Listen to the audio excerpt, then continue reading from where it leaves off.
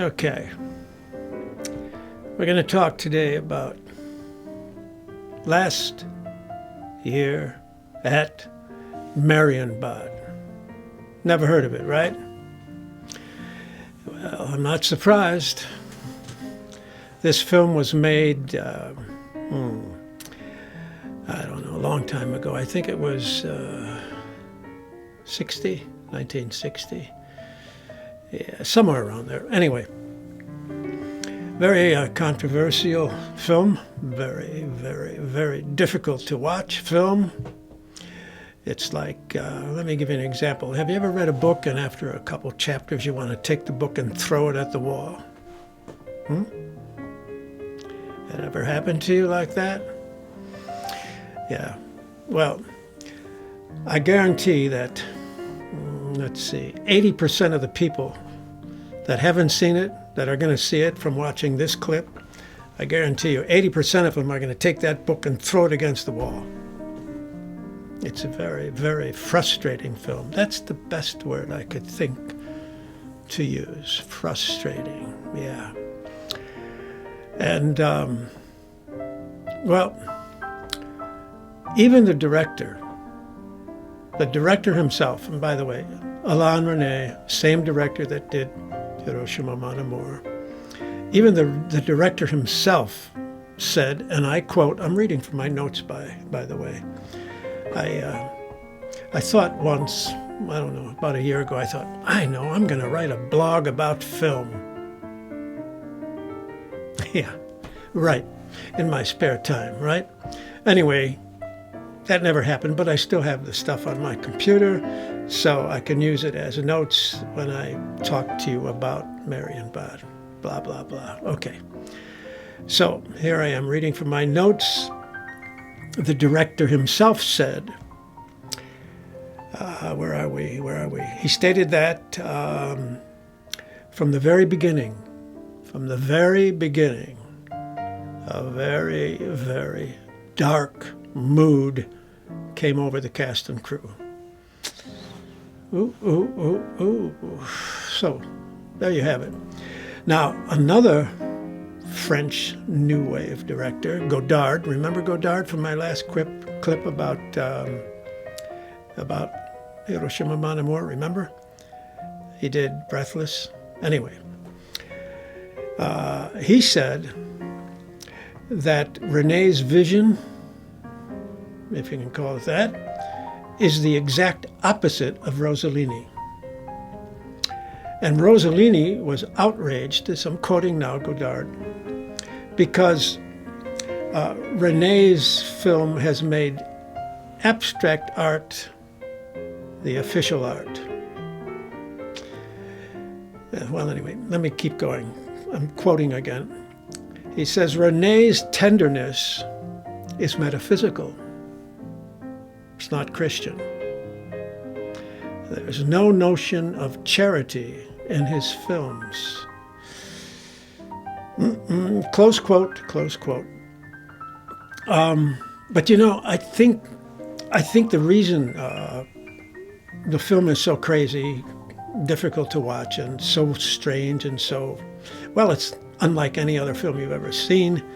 It's because of the writer, Grier. I'm trying to pronounce these French names, you know. Grier.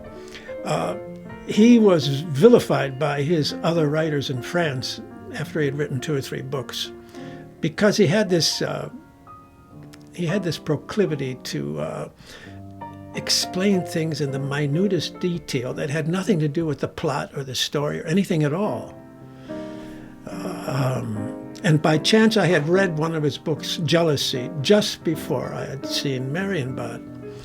And when I read the book, I understood why it was such a, well, frustrating film, because the director adhered religiously to Rob Grier's script. Now, I'll give you an example, okay?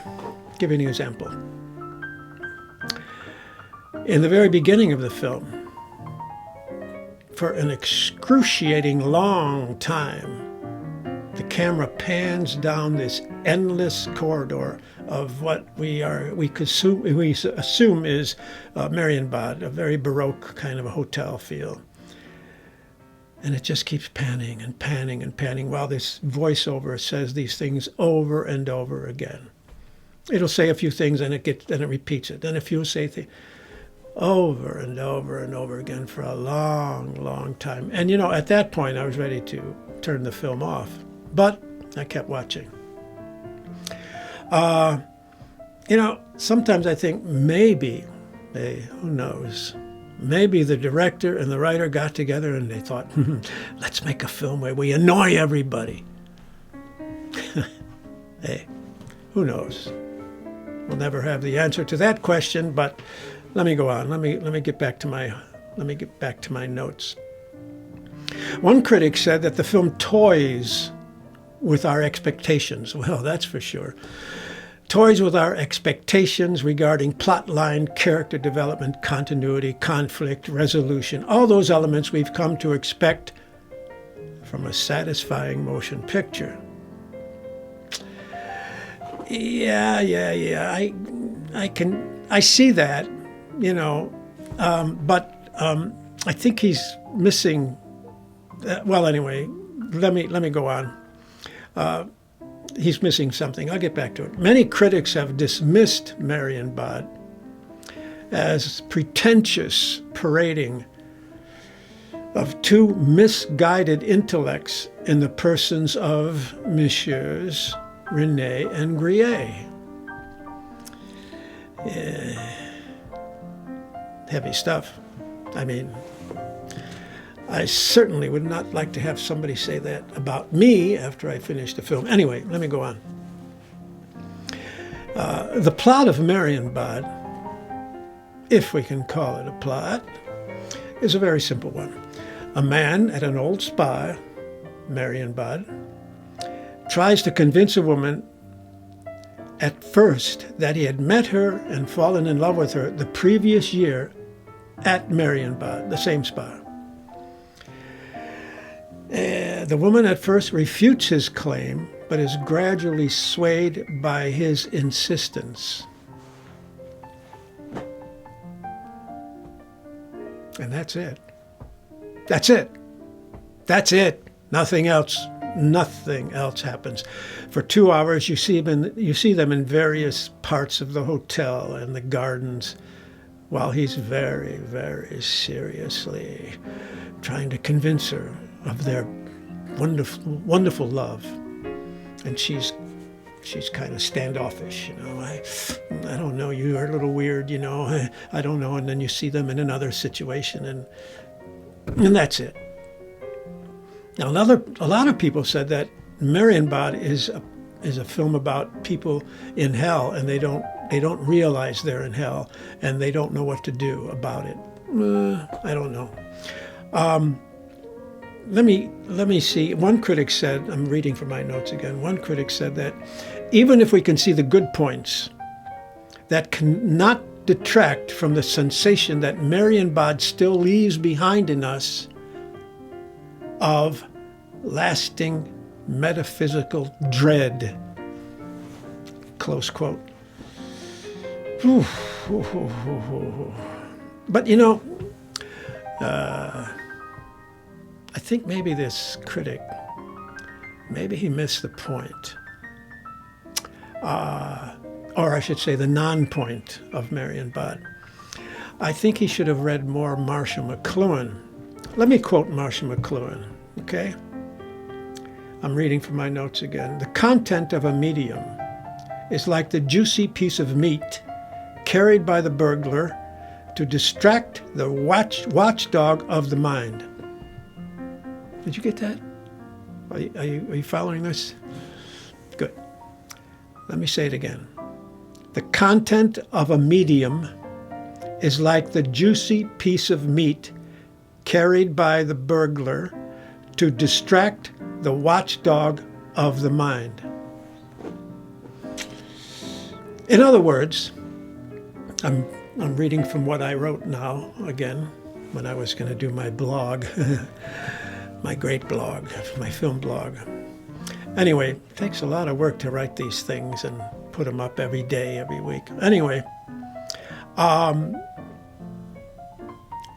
critic, that critic could not add his own content, but he kept insisting that the director tell him a nice little story, a story with characters that he could relate to in his own limited frame of reference. He could not see that Renee was telling us all to pick a character and live with it for a while. Try it on, see how it feels, and just make up a story, anything you like.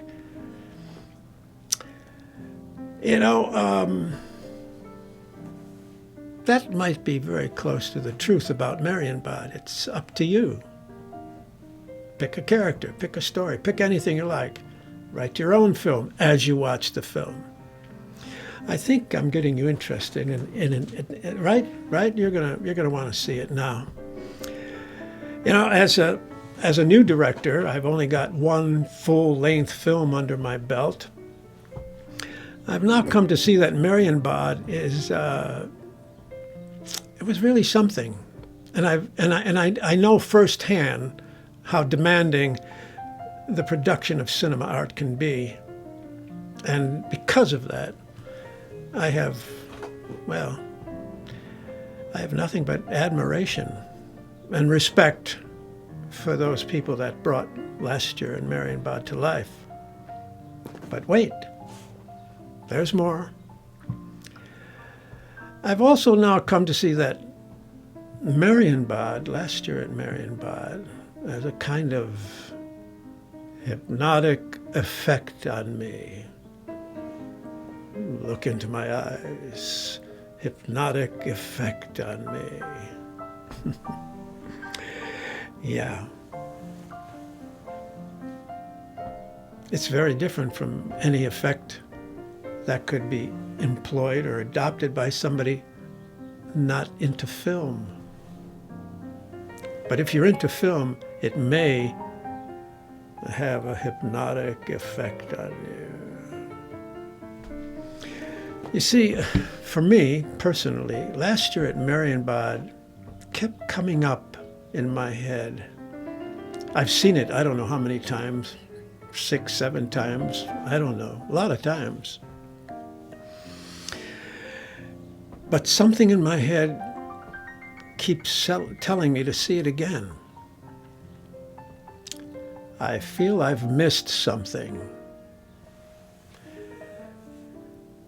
And then I begin to wonder,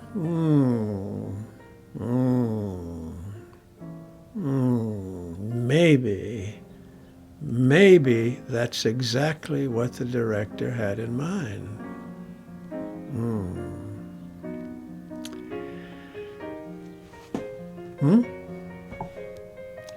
And this brings me back to Marshall McLuhan. In his introduction to his book, Understanding Media. And by the way, if you're a serious filmmaker, if you haven't read Understanding Media, it's about time you read it, okay? Get it, read it. Don't argue with me, just get it and read it. Understanding Media, Marshall McLuhan. Anyway, excuse me. In his introduction to the book, he says, the cool cinema of Fellini did not bring our attention to a plot or storyline.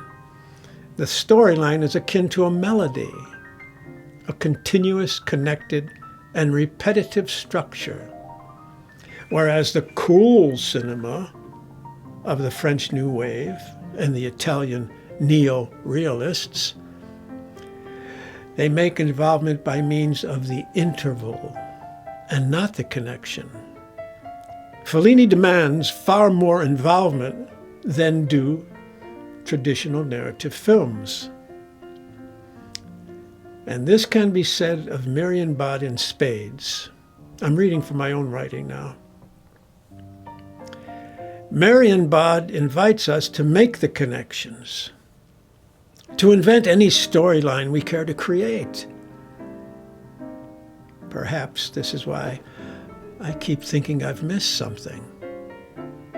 But that something I think I've missed is really just another way of saying that Marienbad has any number of films within whatever structure you care to see. This brings me back to the film I'm working on now. I have a working title of online. Yeah, working on. I mean, I'm still working on the script. I was thinking of shooting it last summer, but you know how those things go. And it got one thing led to another, and then before you knew it, the winter was here, and who could shoot a film in the winter? So I'm hoping to start in June. Anyway, this brings me to the film I'm working on now. Working title online. While working on the script, I thought I'd pay tribute to some of the French New Wave and Italian neo-realist directors by making mention of their films in my film. But the more I mentioned, the more I came to see that my film was something like an echo. That what I want to say with my films is exactly what they're saying with their films. What are they saying? I believe what they're saying is, slow down, slow down, slow down, slow down. McLuhan reminds us that, and I quote again, "The serious artist is the only person able to encounter technology with impunity, just because he is an expert, aware of the changes in sense perception." See why you have to read that book? Believe me, you got to read that book. Anyway, did you get that? Did you get any of that? Good. If the cinema is what McLuhan calls a hot medium, filled with capacity with information, leaving nothing for the viewer to add or detract, then Fellini is truly our torchbearer, because he demands that we get very, very deep in our involvement. He demands that we think of something other than what we think is the plot. And I'm going to digress here a little bit because it has to do in an oblique kind of a way with what we're talking about.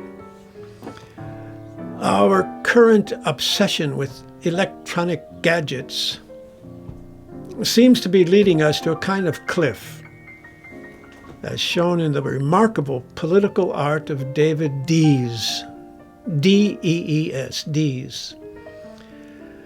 In one of his works, he shows a group of people staring at their phones, smartphones, while walking toward a cliff.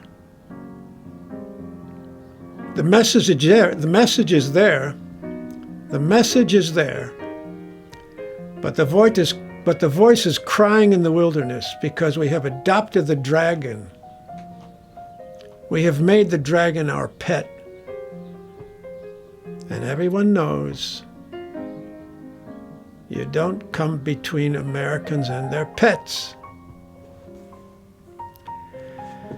I should add that René, and Fellini in particular, he's not alone. Fellini's not alone in holding up this kind of torch. Antonioni's Blow Up and La Ventura, they're squarely in the same neighborhood. Both films are mentioned in my film online. Will my film serve to awaken the masses? I doubt it. But then, it's not me. It's not for me to fret over outcomes. As Krishna says in the Gita, Don't be concerned with the outcome of anything you do. Just be concerned with doing. Forget about the outcome. Yeah. And that's my mission. My only mission is to point, to show the way, to bring light about filmmaking to all you fellow filmmakers. Yeah. And that's about it for today, boys and girls. So, nothing else to say now except I'll see you again. I'll see you again. I'll see you again.